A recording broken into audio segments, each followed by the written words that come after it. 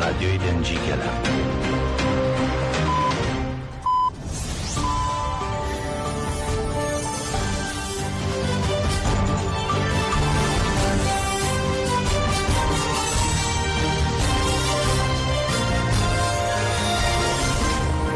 کاتتان باش بیسەرانی هێژە بە یارمەتی هاوکارانم لە ناوەندی هەواڵەکانی رادیۆ دەنجیگەل گەشتی هەواڵەکانی ئەم کاتژمێرەتان پێشکەش دەکەین. بیسەرمان بن.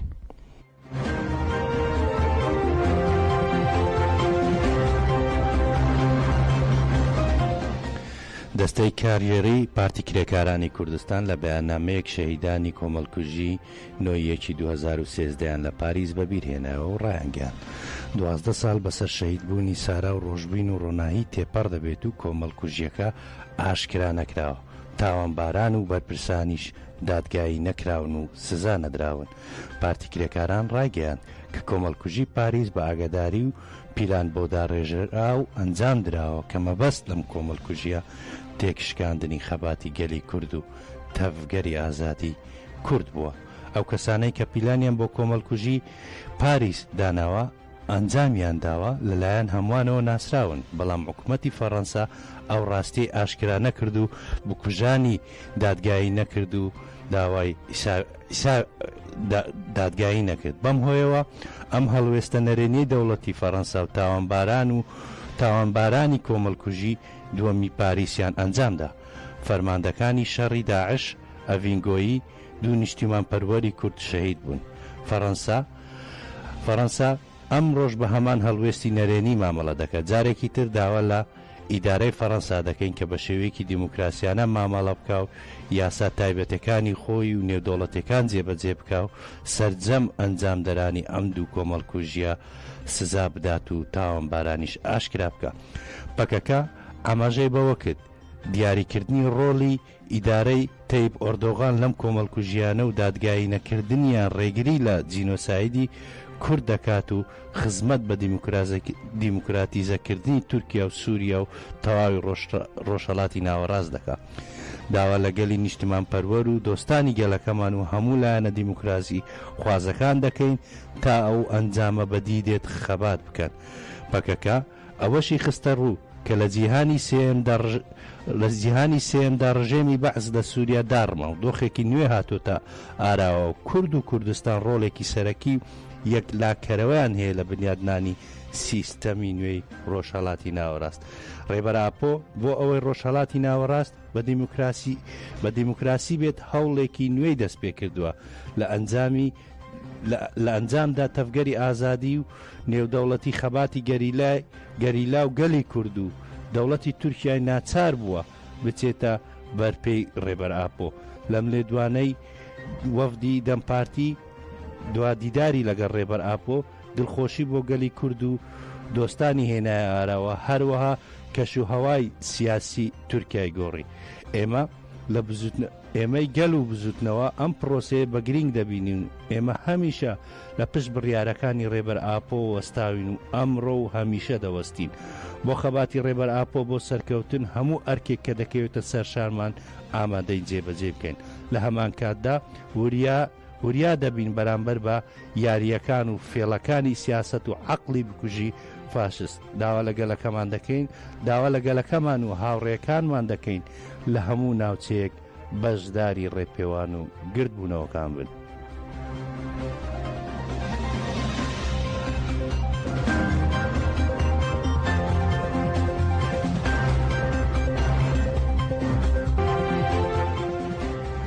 دەوڵەتی داگیرکەری تورک بە فڕۆکەی جەنگی بردومانی ئۆتۆمبیلێکی لە دەوروبەری چوارڕێیانی گیرزگۆست کرد کە هەروەها لەگەڵ چەتەکانیش تۆپبارانی گوندەکانی سنووری شارۆچکەی سلوکیان کرد.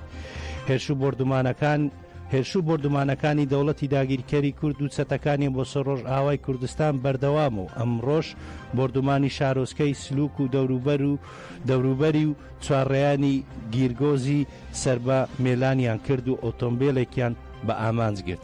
لە بەرەبەیانیەوە دەوڵەتی تورک و چەتەکانیان بە چڕی تۆپبارانی گوندەکانی مەخلەت و ئەلبەرامیل و حەمیدیەی سەر بە شارۆچکەی سلوکیان بە هاوان کردووە. لە کاتێکدا دانیشتوانی ئەم گوندانە هەمیان خەڵکی مەدەنین. کەمێک پێش ئێستاش دەوڵەتی تورک و بە فڕۆکەی جەنگی 3 جار بردومانی ئۆتۆمبیلێکی لە دەوروبەری چوارڕایانی گیرگۆزی سەر بە مێلان کردو. لە ئێستادا دەوڵەتی تورک و چەتەکانیان تۆپبارانی گوندەکانی سنووری تلتەمر دەکەن و تا ئێستاش زیانەکانی بردومان و تۆپبارانەکان نەزاندراوە.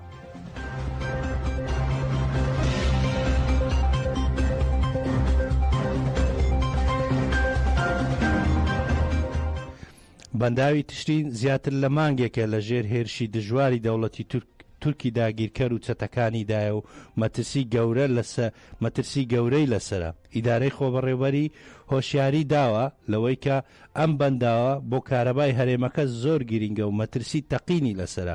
ئەگەر بەنداوەکە بتەقێت لە ڕەققە و تەبقە تا عێراق ڕوبەرێکی فراوان ژێر ئاو دەکەون. ئیدارەی خۆبەڕێوەری بۆ ڕاگررتنی هێرشەکانی دەوڵەتی تورک بانگەوازی ئاراستەی ڕێکخرا و هێزە نێودەوڵەتیەکان کرد. لە هەمان کاتدا داوای لەگەڵ کرد لە پێناو پاراستنی بەنداوەکە پشتیوانی دەربڕن لە شەڕوانانی قەسەدا جموجۆڵ و ڕۆڵ بگێڕن. دوا بە دوای ئەم بانگەوازە لە عەسەکەەوە بە سەدان کەس سەر لە بەیانی ئەمڕۆوە کەوتونەتە ڕێوڕوویان کردوتە بەنداوەکە، بە تایبەتی لە ڕەققە و تەبقە گەلانی کانتۆنی فرادیش بەرەو بەنداوەکە بەڕێکەوتون.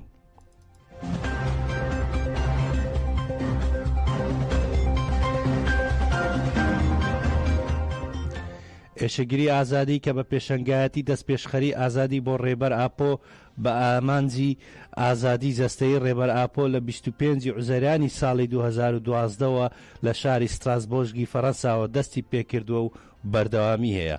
لە ئەنجامی چالاکیەکەدا هەر هەفتەیە گروپێکی جیاواز لە شارەکانی ئەوروپا ئێشەگیریەکە ئەنجام دەدەن. لە هەفتەی 655مینی چالاکیەکەدا ئەندامانی پارتی یەکێتی دیموکرات پێدا علی عوسمان و محەممەد و مستەفا عەفتار و چالاکەکەیان لە ئەستۆ گرتووە.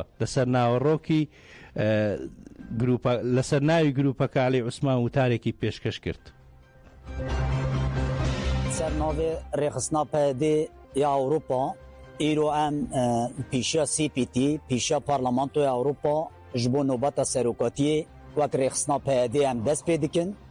Tabî 25 sala eserata serokatiya me de heta weka niho bê navber gelê me li vê derê wek nobetê digirê em ziyaretê vê derê dike li hemberê Parlamentoyê Ewropî. Ji bo vê yekê jî ev xebatênê 13 sala bê navber nobeta serokatiyê li vê derê tê meşandin. Ji bo vê yekê jî bangewaziya me li gelê me ye her tim û daîm serokatiya me dema dawiyê de dest pêvajiyekê kiriye. Em hêvî dikin ku gelê me li her çar parçê Kurdistanê li Ewropa li dora vê pêvajoyê kom bibe. Dîsanê di vê dema pîşa me de qetilama Parîsê tê. Em hêvî dikin ku gelê me 11 mehê de her kes hebûna xwe îradekê mezin di vê meşa pîroz de bide nîşandan. Ji bo vekî jî tabî îro Rojavayê Kurdistanê jî ji vê pêvajoyê nequte. Em ji vê derê pêşberê CPT Parlamentoya Ewropa em wek rêxistina PYD silavê xwe dişînin ji quwetê xwe yê Qesedê re yê ku îro ti çeperê Seda Tuşrînê de li Münbicê de îro berxwedaniyekê mezin dikin em silavê xwe ji bo wa dişînin û em pêvîne ku gelê me jî bê navber û li dora Qesedê li dora rêveberiya xwe di merheleka weqas hesas de bisekinin. Ji bo vê yekê jî her tim û daîm gelê me li vê derê îrada xwe dê nîşandan. Ji bo vê yekê jî em ji xebatê hemî hevala re serkeftinê dixwazin.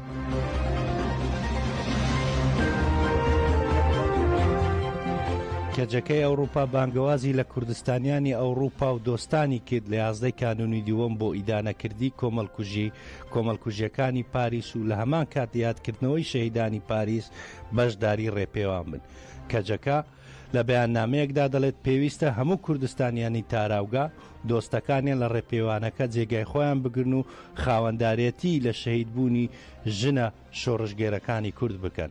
هەروەها ئەو لێکۆڵینەوانەی کە ساڵانێکە بەردەوامە ماوەی 12 ساڵە دۆسیەکە یەکلایی نەکراتەوە. ئەمە شەرمەزاری دەوڵەتی فەڕەنسا و دەسەڵاتی دادوەری فەڕەنسایە. دەبێت داوای دادپەروەری بکەین. تاوانباران ڕوونن، بەڵگەنامەکان ئەوە ئاشکرا دەکەن کە دەوڵەتی تورکیا لە پشت ئەم کۆمەڵکوژیەوە بەڵام دەسەڵاتی دادوەری فەڕەنسا و دەوڵەتی فەڕەنسا ئەم کۆمەڵکوژیان بە وردی ئاشکرا نەکردووە. لەسەر ئەو ئەساسە دەوڵەتی تورکی فاشیست جارێکی تر لە 23 کانونی دووەمی ساڵی 2022دا کۆمەڵکوژی دووەمی ئەنجامدا. لەم کۆمەڵکوژیەشدا ئەڤینگۆیی و میرپەروەر و عەبدوڕەحمان کزل شەهید بوون. گەلی کوردستان ئەم نادادپەروەریە قبول ناکات. دەشڵێن لەبەر ئەم هۆکارە پێویستە گەلی کورد لە دەرەوەی وڵات و دۆستەکانیان لە 11 ڕێبەندان لە پاریس کۆ ببنەوە دروژمی بکوژەکە ڕوونە بڵێنەوە و بۆچی فەڕەنسا بێدەنگە داوای ئەو داوا بکەن.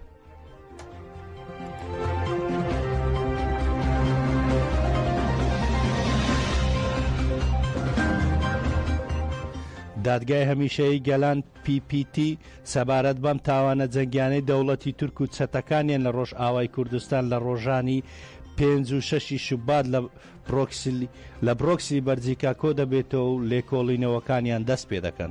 لە دانیشتەکەدا بە مەبەستی ڕێگرتن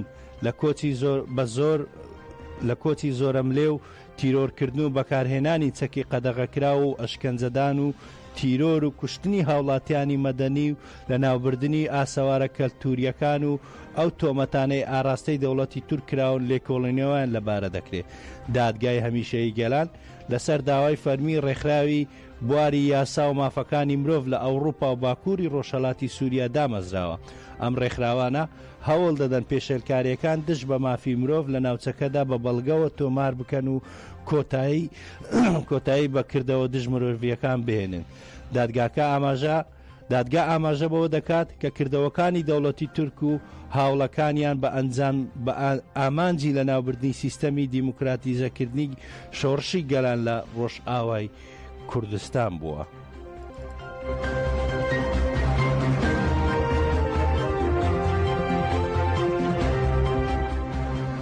بەڕێوەبەری ڕوانگەی سووری بۆ مافەکانی مرۆڤ ڕایگەیان تورکیا و گروپە چەکدارەکانیان نانەوێت هاوکاری بگاتە دەستی کوردانی ڕۆژئاوا.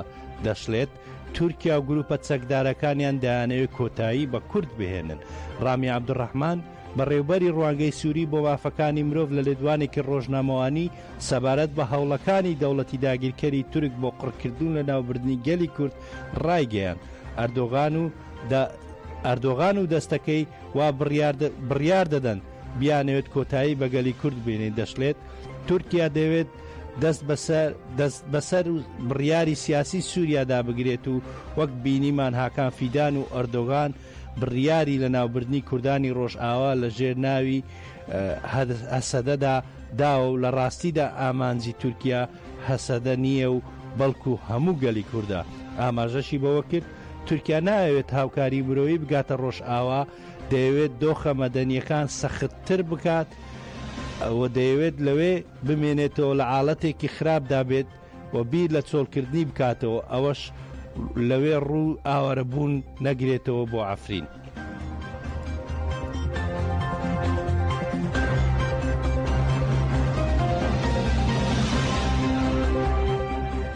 هێرش و داگیرکاریەکانی دەوڵەتی تورک بۆ سەر باشووری کوردستان تەنها لە بواری جوگرافیا دیار نییە، بەڵکو کایەکانی مێژوو کەلتور و فەرهەنگ و ژینگە و چەندانی دیکەشی گرتوتەوە، بە تایبەت بڕینەوەی دار و سوستاندنی دارستانەکان و ڕنگدانەوەی داگیرکاریەکان لەسەر ژینگە زیاتر بوونە. توێژەکانی چەمچەماڵ پێیان وایە هێرش و داگیرکاریەکانی دەوڵەتانی دراوسێ بۆ سەر باشووری کوردستان و کاریگەریەکی خراپی کردوتە سەر ژینگەی ئەم هەرێمە و دەڵێن لە 150 ژینگەی هەرێم دووچاری سوستان و لە ناوچوون بووتەوە و بەشێکیش هۆکارەکان و هێرشەکان بۆ بردومانەکان دەگەڕێنەوە.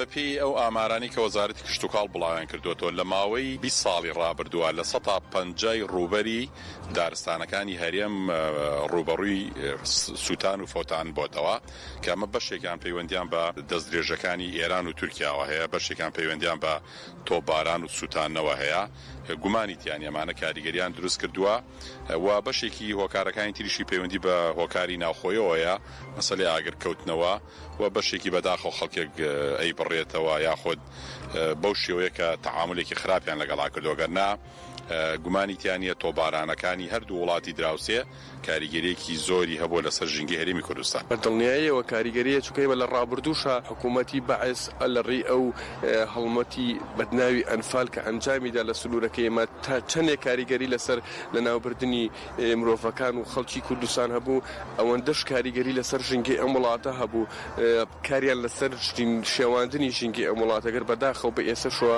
دوژمنانی کورد بەردەوام لە هەوڵی تەنها لە هەوڵی لە ناوبردننی مرۆڤی کوردانین لە هەوڵی لە ناوبردننی سروشتی جوانی کوردستان و هەوڵی لە ناوبردننی ژینگی کوردستانن بەدڵنیاییەوە کاریگەری زۆر خراپ بەدڵنیاییەوە ئەو هێرشانەی کە ئەکرێت مەترسی و کاریگەری خراپی لەسەر ژینگی سنوورەکە وڵاتەکەمان بەجێهێڵێ.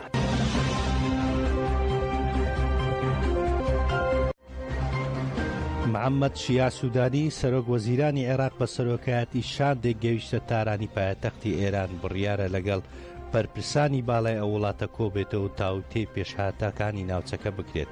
میدیا عەرەبیەکان سەبارەت بە گەیشتن و هۆکاری سەردانەکەی سوودانی سەرۆک وەزیرانی عێراق بۆ ئێران زانیاری نوێ دەخەنە ڕوو. میدیاکان بڵاویان کردوتەوە سوودانی سەرۆک وەزیرانی عێراق بە سەرۆکایەتی شاندێک لە تارانی پایتەختی ئێرانە و لەلایەن جێگری سەرۆک کۆماری ئێرانەوە پێشوازی لێکرا و بڕیارە لەگەڵ بەرپرسانی باڵای ئەو وڵاتە کۆبێتەوە. ئاماژە بۆشکراوە لە سەردانەکەدا سەرۆک وەزیرانی عێراق پتەوکردنی پەیوەندیە دووقۆڵیەکانی نێوان هەردوو وڵات و پێشاتەکانی ناوچەکە تاوتێ دەکات. هاوکات مانگی ڕابردوو ئەنتۆنی بلیکین وەزیری دەرەوەی ئەمریکا سەردانی عێراقی کردو لەگەڵ سوودانی کۆبۆ و بلیکن لە کۆبوونەوەکەیدا داوای لە عێراق کرد هێزەکانی عەزدی شەعبی کە سەر بە ئێران و نزیکن لە ئێرانەوە هەڵبۆشێنرێتەوە ئەگەرنا بە بەرهێرشی ئەمریکا و ئیسرائیل دەکەون. سوودانی بۆ ئەم مەبەستا سەردانی مەرجەعی باڵای ئاینی شیعی کردووە لە عێراق پێدەچێت سەردانەکەی بۆ ئێران ئەمە یەکێک بێت لە تەوەرەکانی گفتوگۆکانی. جێگای ئاماژەیە دوایین سەردانی سوودانی بۆ تاران بۆ 22 ئایاری ساڵی ڕابردوو دەگەڕێتەوە بۆ بەشداریکردن لە ڕێوڕسمی پرۆسەی ئیبراهیم ڕئیسی سەرۆک کۆماری کۆچکردووی ئێران لە 19 هەمان مانگا بەهۆی کەوتنە خوارەی فڕۆکەکە لە باکوور و ڕۆژئاوای ئێران گیانی لەدەستدا و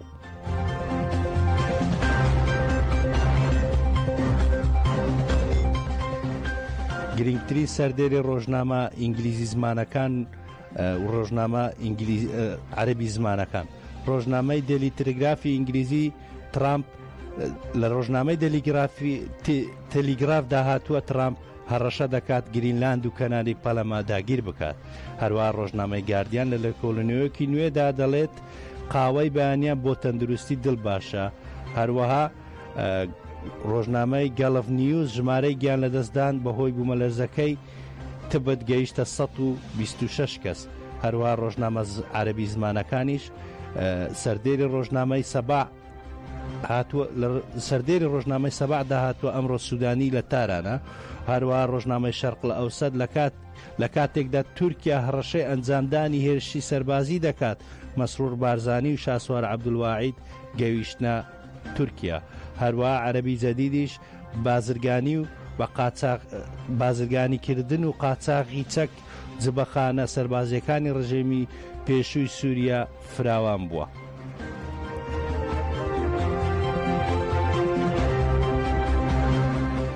بە یارمەتی هاوکاران لە ناوەندی هەواڵەکانی